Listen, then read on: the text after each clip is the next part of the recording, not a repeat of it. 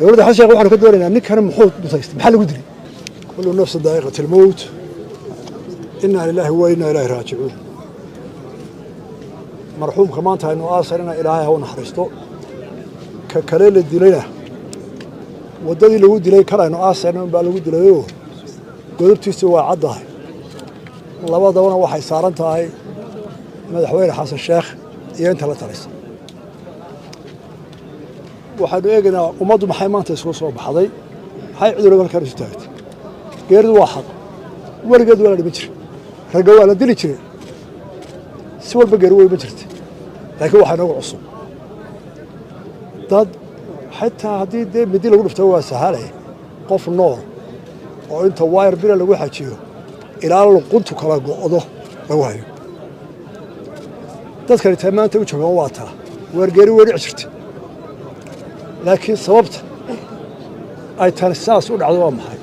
iyo sub baa la siiyo kariim baa la siiyo shirqool baa loo sameeyey ka kale imika la soo wadaa horta waa wax nagu cusub waa waxaan soomaali ka dhici jirin waa waxaynaan fahmi karin sababtay saa u dhacday maanta waxaa laga rabaa dadka mas-uuliyiinta xabar jooga bal horta sababta loogu qori waayey midi iyo xabad iyo si dadka nafta looga jari jiray haddii qof aad dhacortihiin laakiin loo ceejiyey loo intaa loogu duway waayir weliba birahoo kala gooyay jirka ilaa dhafta baxayso kuwaa dhintay allah u naxariisto qoysaskooda waa ka tacsadineen laakiin mid baan sheegay anugu reer somaliland guud ahaan dhaqankooda qofka sidaasoo kale loo dilo geerida waa la aqbalaa waa laga tashadaa waa laga ergeyn jiray maxaa dhacay baa la sugin jiray laakiin waxaa jira somaliland waxay lahay dhaqan tanoo kale looma ooye haddaba maray leeda taana intaasaan ku dhaafaya dadweyne halkan isku yimid waxaan leeyahay calaacal iyo oohin midna ma laha waynu ducaynaynaa dirka waa laga wada hadlaa wuu dhacaa maalin walba dhaqan bay ahayd laakiin sidan waxa loo laayay ee magaalo ilbaxo oo dawlada joogtay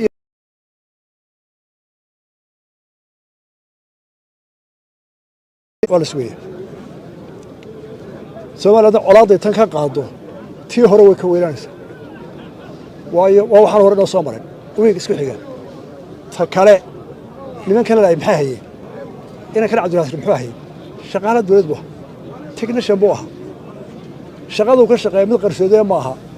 raadiyooda iyo eekawga iyo diyaaradaha waxa jooga waa bannaanka yaala waa laga dhegaystaa caalamka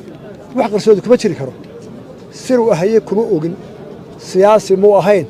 wargii kamuu hadal xisbi kamuu hadal midoo wax kuma qorin cid ma maagin diyaaraddaa iyo sida loola hadlo oo markuu dhawaaqa adduunka oo dhan ay dhegeysto way isu fureen diyaaradu waa diyaarad sibila mid military muu aqoon dhaqan wardoon muu aqoon mikrafoon diyaarad kala hadlay shuruucda lagu kala socod buu yaqaan taasina eebkaa caalamka hor taala wax qarsoodi ma dowladda xashiiq waxaanu ka doonaynaa ninkan muxuu mutaystay maxaa lagu dilay baa doonaya taa jawaabtooda helo mooyaane haddii la waayana dee waxay la tahay waa bare ilaahay isaga iyo ka kaleba u naxariisto ka kalena meydkiisa hala keeno sidii loo sheegay annagaa qabna sidii loo soo qaadi lahaa dhibaatooyinka la sameynaya kan hore lagu sameeyey ha laga daayay ka dambada meydkii oo talaajadii la geliyey oo dabkii laga baktiyey meydkii oo bararay oo sanduuq lagu soo riday isagoo marka dumar la soo tuuray ma diin islaam baa ma dhaqan baa ma dadnimaa xageen waxaad kala ku waray kanna yaan saa loo gelin meydkiisa yaa laga jaray qaboojiyaha isaga oo bararay oo fuurayaa la keeni oo can lagu soo duubay waxyaalahaasaa keenay cadaawadda iyo ummaddana waxay u cadhootay iyo wuxuu dadku maanta u wataagay waa su-aalaha ilaahayaga ha u naxariisto qoladaana waxaa leedahay su-aalahaasaan u baahanna in laga jawaabo haddii kale ummadda soomaaliyeed meel xuma isla tegi doontaa qoyskeena samariyaan wax laga siiyo idanka allah idinka jaasiya intiina ka soo qayb gashay wasalaamu calaykum waraxmatullahi wabarakatu